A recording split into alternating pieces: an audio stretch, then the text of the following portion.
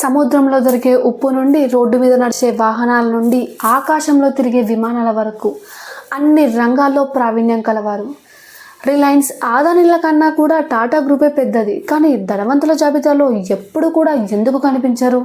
టాటా గారి జీవిత చరిత్ర అందరికీ తెలుసు. కానీ ఆయన లైఫ్లో జరిగిన కొన్ని మేజర్ ఇన్సిడెంట్స్ అవి మనకు పాఠాలు, అదే మంచి గుణపాఠాలు నేర్పిస్తాయి. దేవుడే మనిషి రూపంలో వచ్చి సహాయం చేశారంటారుగా, ఆ మాటకు నిలువెత్తు నిదర్శనం ఆయన. పూర్తిగా చూడండి, ఆయన గురించి ఇంకా ఎన్నో కొత్త విషయాన్ని తెలుసుకుంటారు. 28 డిసెంబర్ 1937లో జన్మించారు ఆయన గోల్డెన్ స్పూన్తో పుట్టారు. కానీ ఆయన లైఫ్లో ఎన్నో చేదు అనుభవాలను ఎదుర్కొన్నారు. 10 ఏళ్ల వయసులోనే వాళ్ళ తల్లి తండ్రి విడిపోయారు. ఇక అంతా వాళ్ళ నాన్నమ్మ దగ్గరే పెరిగారు. Taj hotel incident. తాజ్ హోటల్పై టెర్రరిస్టులు అటాక్ చేసినప్పుడు తర్వాత స్వయంగా రతన్ టాటా గారే వెళ్ళి వారి స్టాఫ్ని కలిశారు. అక్కడ వారి ఆరోగ్యం గురించి తెలుసుకున్నారు. వారి ఇళ్లకు వెళ్ళి మీరు రికవర్ అయ్యాకే హోటల్కి రండి, అప్పటి వరకు మీ జాబ్స్ మీకే ఉంటాయి, మీరు వచ్చే వరకు మీకు శాలరీస్ కూడా పడతాయని చెప్పారు. ఇంకా చనిపోయిన వారి ఫ్యామిలీస్కి ఇన్సూరెన్స్ కూడా ఇచ్చారు. ఇలా కొంతమంది చేస్తారేమో, మిగతా వాళ్ళకి టాటా గారికి ఉన్న తేడా ఏంటి ఉంది? ఆ హోటల్ చుట్టుపక్కల పనిచేసే చిరు ఉద్యోగుల గురించి కూడా ఆలోచించారు. ఆ హోటల్ బయట ఒక చిన్న టీ స్టాల్ ఉండేది. అతన్ని కలిసి అతనికి ఆర్థికంగా భరోసా కూడా ఇచ్చారు. హోటల్కి ఆ టీ స్టాల్ అతనికి ఎలాంటి సంబంధం లేదు. అయినా సరే టాటా గారు కలిసి మరీ అతనికి సహాయం చేశారు. ఈ అటాక్ వల్ల గాయపడిన ఏ భారతీయుడికైనా సరే టాటా ట్రస్ట్ నుంచి సహాయం పొందవచ్చు అని చెప్పారు. Indica cars.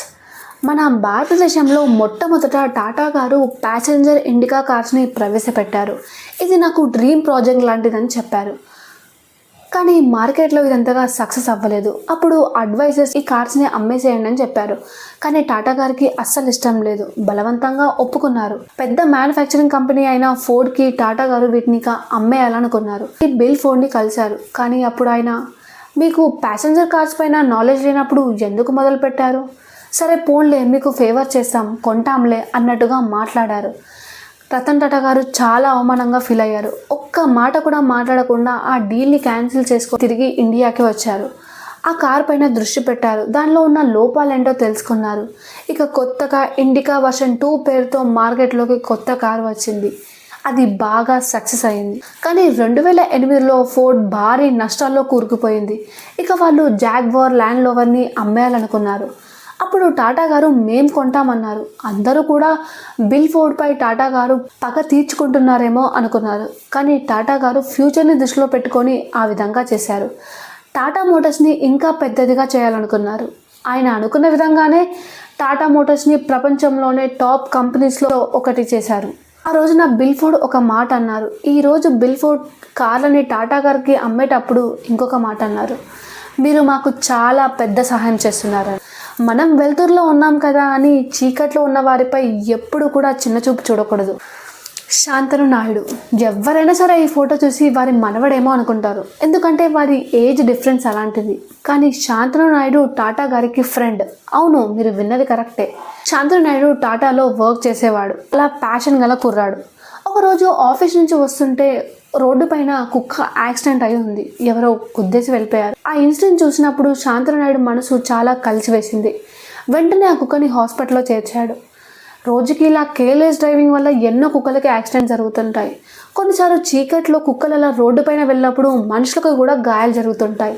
దీన్ని ఎలాగైనా కంట్రోల్ చేయాలి అనుకున్నాడు. అప్పుడే ఒక థాట్ వచ్చింది. మనము హైవే పైన ట్రావెల్ చేసేటప్పుడు ఒక రిఫ్లెక్టివ్ లైట్ని చూస్తుంటాం, అదే రేడియం లైట్స్ అంటుంటాం కదా, అవి. దాన్ని కుక్కలకి కట్టాడు. అది చాలా బాగా వర్క్ అయింది. కానీ ఎన్నో కుక్కలు ఉంటాయి. కానీ వాటి అన్నిటికీ చేయాలంటే అతని దగ్గర అంత బడ్జెట్ లేదు. ఎలా అని ఆలోచిస్తుంటే అప్పుడు శాంతను నాయుడు ఫాదర్ టాటా గారికి ఒక లెటర్ రాయి, నాకు తెలిసి ఆయన తప్పకుండా రియాక్ట్ అవుతారు అని చెప్పారు. దాన్ని శాంతను నాయుడు ఫాలో అయ్యాడు. అతనికి రిప్లై వచ్చింది. టాటా గారిని కలవడానికి ముంబైకి వెళ్ళాడు. నాకు నీ ఐడియా బాగా నచ్చింది. మిమ్మల్ని కలిసి మీకు ఫండ్స్ ఇద్దామని చెప్దాం అనుకున్నాను. నీలాగే యంగ్స్టర్స్ అందరూ కూడా ఇలాగే ఆలోచించాలి అని చెప్పన్నారు. ఫండ్స్తో శాంతను నాయుడు ఒక కంపెనీని కూడా స్టార్ట్ చేశారు. ఇక్కడ మనం చూడాల్సింది వారిద్దరి మధ్య ఏజ్గా ఒకరి థాట్స్పై ఒకరికి ఉన్న నమ్మకం. టాటా గారికి కుక్కలంటే చాలా ఇష్టం. ఎందుకో ఈ ఇన్సిడెంట్ తర్వాత మీకే అర్థమవుతుంది. 2018 ఫిబ్రవరి 6న రాక్ ఫెల్లర్ ఫౌండేషన్ వారు రతన్ టాటా గారికి లైఫ్ టైమ్ అచీవ్మెంట్ అవార్డు ఇవ్వాల్సి ఉంది. కానీ ఆ ఈవెంట్ జరిగే కొన్ని గంటల ముందే టాటా గారు మా కుక్కకి ఆరోగ్యం బాగాలేదు, నేను రాలేను అని చెప్పారు. ఆ విషయం చెప్పగానే Prince Charles that is a man, that's a man Ratan is అన్నారు. ఆయన చూసి ఎవరైనా సరే గర్వపడాల్సిందే. ఒక ఇంటర్వ్యూలో రతన్ టాటా గారిని మీరు ముఖేష్ అంబానీ గారి ధనవంతుల జాబితాలో ఎప్పుడు కూడా ఎందుకు కనిపించారు అని అడిగారు. అప్పుడు టాటా గారు, వారు బిజినెస్ మ్యాన్, మేము ఇండస్ట్రియలిస్ట్, వారు సంపద కోసం చూస్తారు, కానీ మేము దేశ ప్రజల ఆకలి కోసం చూస్తుంటామని చెప్పారు. టాటా గారి మొత్తం ఆస్తిలో 66% టాటా ట్రస్ట్కే వెళ్ళిపోతుంది. ఒకవేళ అలా కనుక చేయకపోతే దేశంలో కాదు, ఏకంగా ప్రపంచంలోనే ధనవంతుల జాబితాలో టాప్ 3 పొజిషన్లో ఉంటారు. టాటా మెమోరియల్ హాస్పిటల్, ఇది దేశంలోనే అత్యుత్తమ క్యాన్సర్ హాస్పిటల్. ఎన్నో లక్షల మందికి సేవలను అందిస్తూ ఉంటారు. ఆయన అడుగుపెట్టని రంగం లేదు, ఆయన చూడని విజయం లేదు. అయినా సరే నిరాడంబరమైన జీవితం. దేశ విదేశాల బిజినెస్ మ్యాన్లకు ఆయన ఒక దిక్సూచి లాంటివాడు. నానో కార్ని తీసుకువచ్చి మధ్యతరగతి వాడి కళ తీర్చాలనుకున్నాడు. ఆ కార్ అంతగా సక్సెస్ అవ్వలేదు, కానీ ఆయన మాత్రం ఆ నానో కార్లో ఎన్నోసార్లు సొంతంగా డ్రైవ్ చేసుకొని వెళ్ళేవారు. ఆయన ఎంత ఎదిగినా సరే దేశం అంటే గౌరవం, ప్రజలంటే ప్రేమ, పనిపై ఇష్టం ఆయనకి ఎప్పుడూ తగ్గలేదు. పద్మభూషణ్, పద్మవిభూషణ్, ఉద్యోగరత్న ఇంకా ఎన్నో అవార్డులను పొందుకున్న భరతమాత ముద్దు బిడ్డ మన రతన్ టాటా గారు. ఈరోజు మన మధ్యన ఆయన లేకున్నా సరే దశాబ్దాలుగా మన మనసులో ఎప్పటికీ ఉంటారు. ఈ వీడియోని ఇక్కడి వరకు చూసినందుకు థ్యాంక్ యూ. ఈ వీడియో నచ్చితే లైక్ చేయండి, మరిన్ని ఇలాంటి వీడియోస్ కోసం సబ్స్క్రైబ్ చేయండి.